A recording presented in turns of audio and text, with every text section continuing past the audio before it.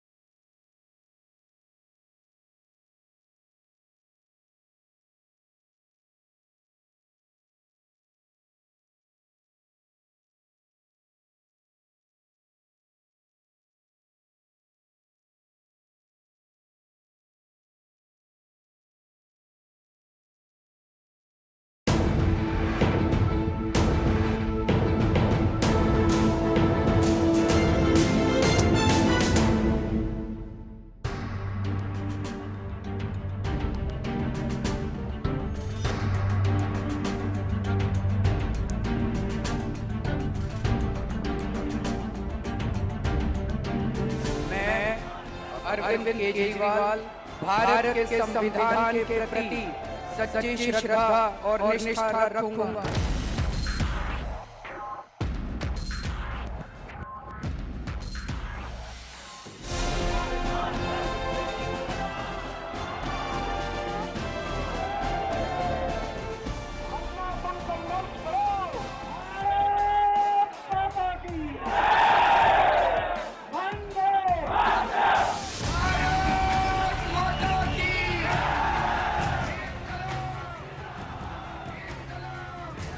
क्या आपको सुनाई नहीं दे रही वो आवाज? क्या आपकी याद में नहीं उभर रही वो धुंधली तस्वीर? ये लड़ाई उन सब लोगों की है जो भ्रष्टाचार मुक्त भारत का सपना देखते हैं।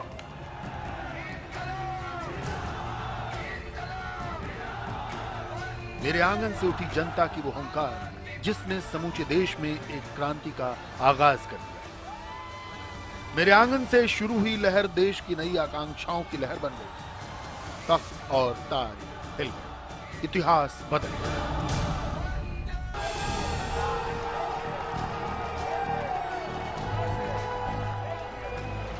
मैं नरेंद्र दामोदर दास मोदी ईश्वर की शपथ लेता हूं कि मैं विधि द्वारा स्थापित।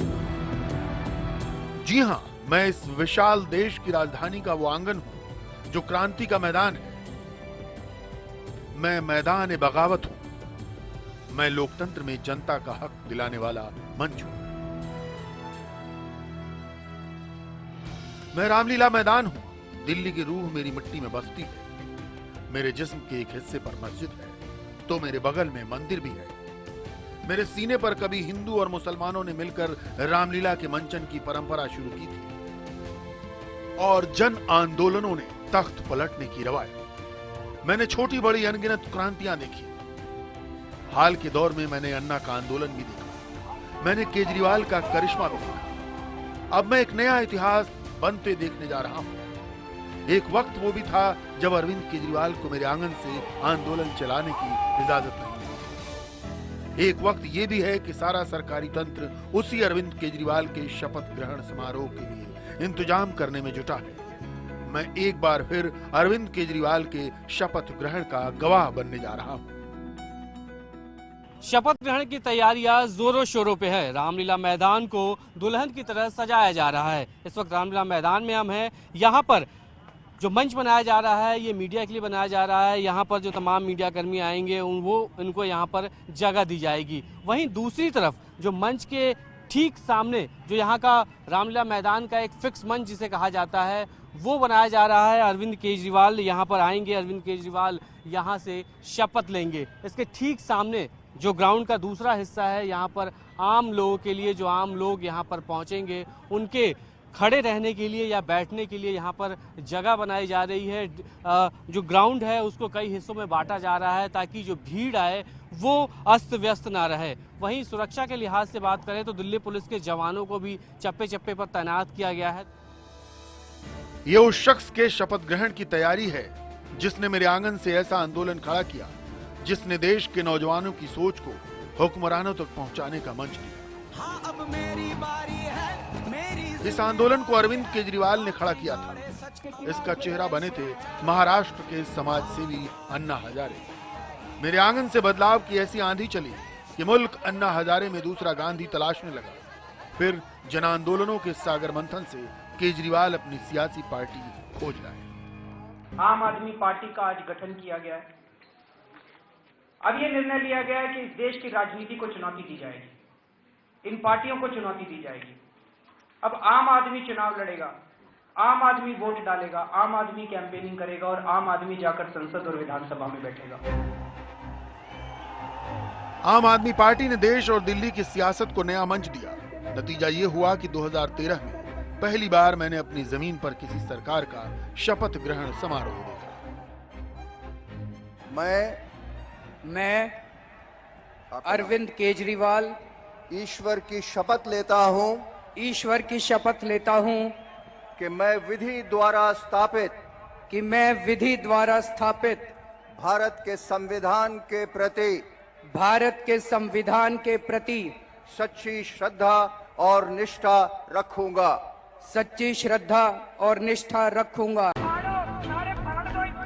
मैंने आंदोलन के वक्त ही देखा था कि अरविंद खुले आसमान में पंख खोलकर परवाज भरने वाले परिंदे हैं। अल्पमत सरकार ने उनके हाथ पांव बांध दिए थे। लिहाजा 49 दिन बाद ही सरकार में रहते हुए आंदोलन करने वाले मुख्यमंत्री ने इस्तीफा दे दिया।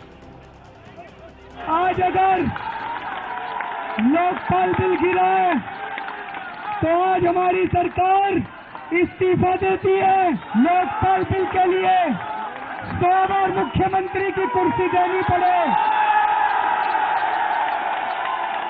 100 बार मुख्यमंत्री की कुर्सी न्यौछावर करने के लिए तैयार है।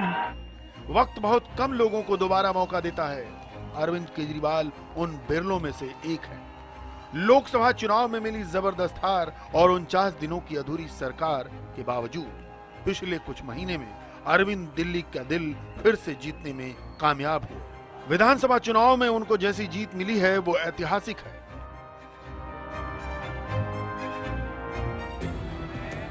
14 फरवरी को अब नया इतिहास बनने जा रहा है, लेकिन इस इतिहास की नींव पड़ी थी उस आंदोलन से जिसने आज की पीढ़ी से मेरा सबसे मुकम्मल परिचय कराया था।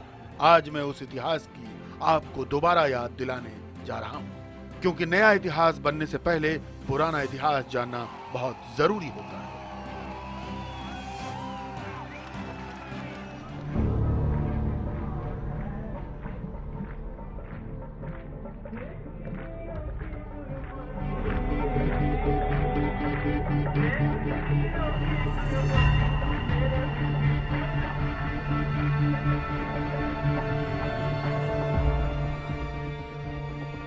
अगस्त 2011। मुझे न ये तारीख भूलती है न वो हालात।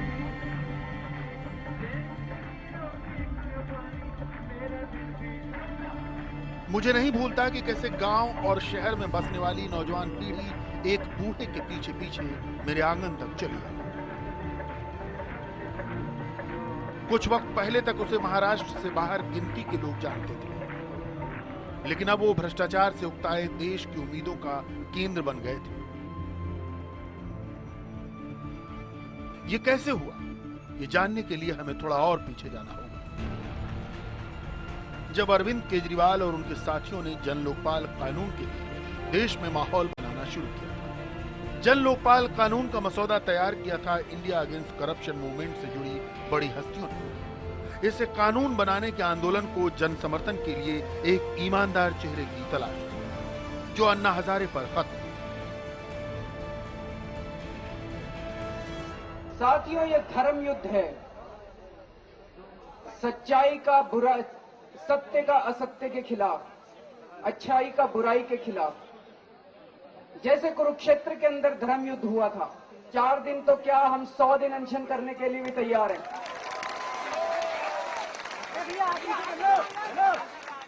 5 अप्रैल 2011 शुरुआत में इस आंदोलन का केंद्र मैं नहीं था।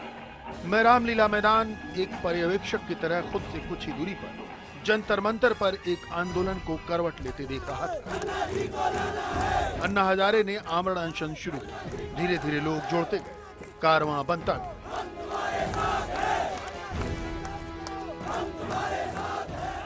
आंदोलन की आग दूसरे शहरों में भी फैलने लगी। सरकार को झुकना पड़ा। वो सख्त कानून के लिए साझा कमेटी बनाने पर राजी हो गई।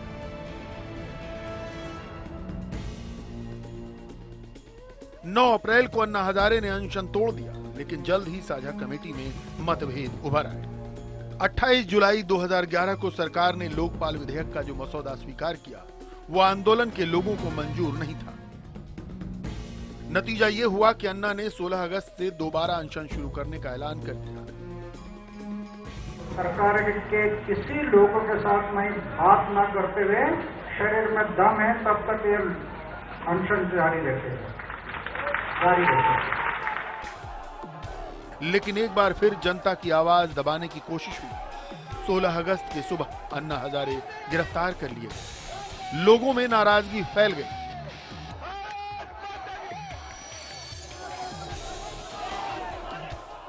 सरकार गलत साबित हुई। पुलिस ने अन्ना को छोड़ दिया, लेकिन गांधीवादी अन्ना ने तिहाड़ जेल छोड़ने से इनकार कर जेल में ही अनशन शुरू कर दिया। उनके समर्थन में देश के बाहर जगह जगह आंदोलन शुरू हो गए। सत्ता के मजबूत स्तंभ फिर से हिले, फिर से झुके। अन्ना अड़े रहे। उन्होंने तय किया कि वो तिहाड़ जेल से मेरे आंगन में आएंगे, आंदोलन जारी रखेंगे।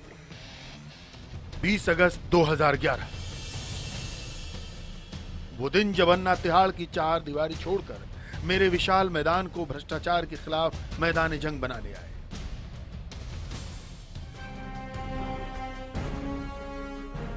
मैं रामलीला मैदान एक बार फिर अपने आंगन में क्रांति की अंगड़ाई देख रहा था।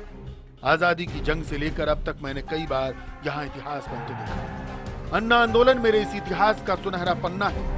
अन्ना अनशन पर अरविंद केजरीवाल और उनके कुछ साथियों ने इस तरह से लोगों तक अपनी बात पहुंचाई कि हजारों लोग अपना काम धंधा छोड़कर दिन रात मेरे आंगन में आ डटे। एक जन सैलाब उमड़ रहा था। ये जनता के इरादों और सत्ता के सख्त रवैये के बीच जोर आजमाइश थी। आखिरकार अन्ना की लगातार गिरती सेहत और बढ़ते जन समर्थन की वजह से सरकार को झुकना पड़ा। 27 अगस्त 2011 को लोकपाल कानून पर संसद की संयुक्त बैठक में ऐतिहासिक बहस हुई कि ये बिल एक जन आंदोलन बन गया है। आज से पहले जितने भी विधेयक अध्यक्ष जी आए, वो चंद बुद्धिजीवियों तक सीमित रहे। बिल आता था, 2-4 सेमिनार्स हो जाती थी। बिल कब आया, कब गया, कहां गया, इसके बारे में आम जनता को पता नहीं होता था।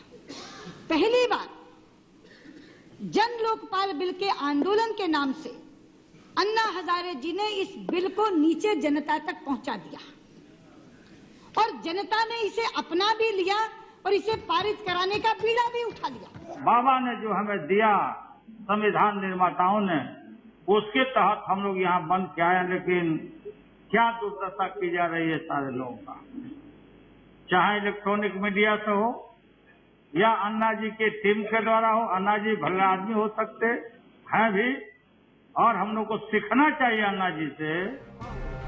संयुक्त बैठक में सैद्धांतिक तौर पर लोकपाल कानून में अन्ना की मांग के मुताबिक 3 सिद्धांतों को शामिल करने पर सहमति बन गई।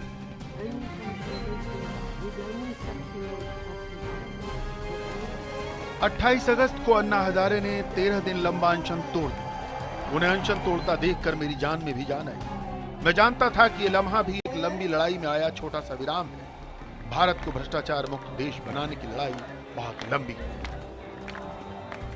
लेकिन मुझे फख्र है देश को भ्रष्टाचार के खिलाफ जागरूक करने वाला आंदोलन 13 दिन तक मेरी मजबूत छाती से ताकत पाता रहा। मुझे फख्र है कि इस आंदोलन ने एक सोए हुए देश को जगा दिया। मुझे फख्र है कि जिस अरविंद केजरीवाल ने मेरे मंच से आंदोलन छेड़कर एक शुरुआत की थी, उसे अब वो सियासत के मंच पर एक नया अर्थ देने जा रहे हैं।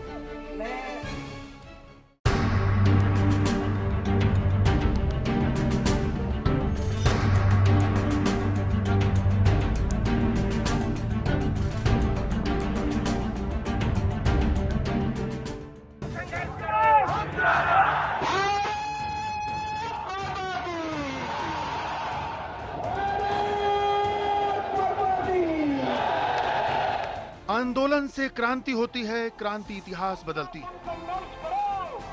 मैंने कई बार आंदोलन के जरिए नया इतिहास बनते देखा है। 14 फरवरी को अरविंद केजरीवाल के होने वाले शपथ ग्रहण को लेकर मेरे विशाल मैदान में जो तैयारियां चल रही हैं, वो नए इतिहास की तैयारी नहीं तो और क्या है। मैंने बहुत से लोगों को कहते सुना है कि 14 फरवरी को जब अरविंद केजरीवाल एक बहुमत वाली सरकार के मुखिया के तौर पर शपथ लेंगे, तो ये दिल्ली में ही नहीं, देश में भी एक नई तरह की राजनीति की शुरुआत होगी।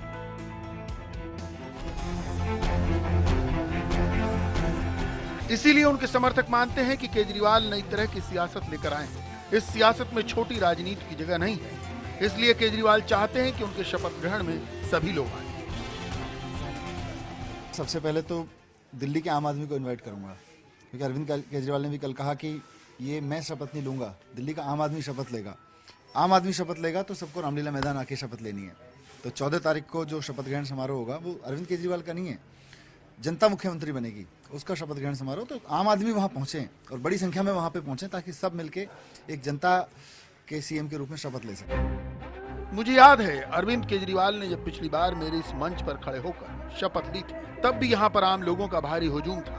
लोग भारी उम्मीदें लेकर यहाँ पहुंचे थे। केजरीवाल ने कहा कि वो आम लोगों के मुख्यमंत्री के तौर पर शपथ ले रहे हैं, लेकिन आम आदमी के मुख्यमंत्री के तौर पर इस बार उनके कंधे पर कितनी बड़ी जिम्मेदारी है, उन्हें ये बताने वालों की आवाज भी मेरे कानों तक पहुंच रही है।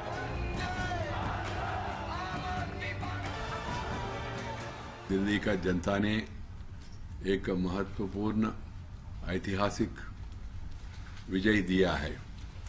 ऐतिहासिक विजय मिलने के बाद उनके लिए ये महत्वपूर्ण कर्तव्य भी होगा, जो वादा किया उस वादाओं को निभाने के लिए प्रयास करना चाहिए। सार्वजनिक जीवन में जब जनता किसी शख्स या सरकार पर भरोसा जताती है, तब ढेर सारी जिम्मेदारी भी लादती है, लेकिन कई बार मैंने देखा है कि लोग जिम्मेदारी निभाने में असफल हो जाते हैं। अन्ना आंदोलन के बाद साल 2011 में योग गुरु बाबा रामदेव ने मेरे मंच से नया आंदोलन शुरू किया। यह आंदोलन काले धन को लेकर था, लेकिन 5 जून की रात मेरे मंच पर कुछ ऐसा हुआ कि मेरा खून खौल उठा। आधी रात को पुलिस आंदोलन कर रहे लोगों को खदेड़ने के घुस आई।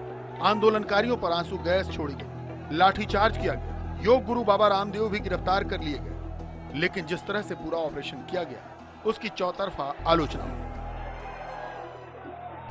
सरकार काले कानून लगा करके, जो अंग्रेजों के वक्त का बना हुआ पुलिस एक्ट लगा करके हमको गिरफ्तार तो कर सकती है, लेकिन हमारी रफ्तार कम नहीं कर सकती।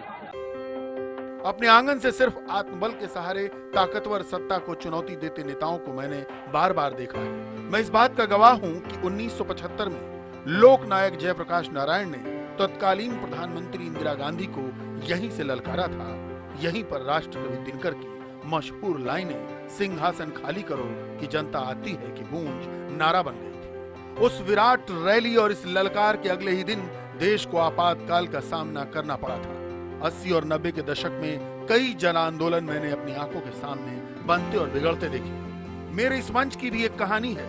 1955 में जब चीन के तत्कालीन प्रधानमंत्री चाओ एन लाई आए, तब उनके स्वागत के लिए मेरे आंगन में स्थायी मंच बनाया गया। उससे पहले अस्थायी मंचों से ही यहाँ हर साल रामलीला खेली गई। 1850 मेरे इर्द गिर्द आज की तरह इमारतें और सौखें नहीं थी। मेरे आंगन में अंतिम मुगल सम्राट बहादुर शाह जफर ने रामलीला का मंचन करवाना शुरू किया, लेकिन अंग्रेजों ने इसे बंद करवा दिया, फौज के ठहरने और घोड़ों का अस्तबल बना दिया। 1911 में पंडित मदन मोहन मालवीय ने मेरे आंगन में फिर से रामलीला की शुरुआत की, लेकिन मैं हर दौर में क्रांति और इतिहास बनाने वाला मैदान बना रहा।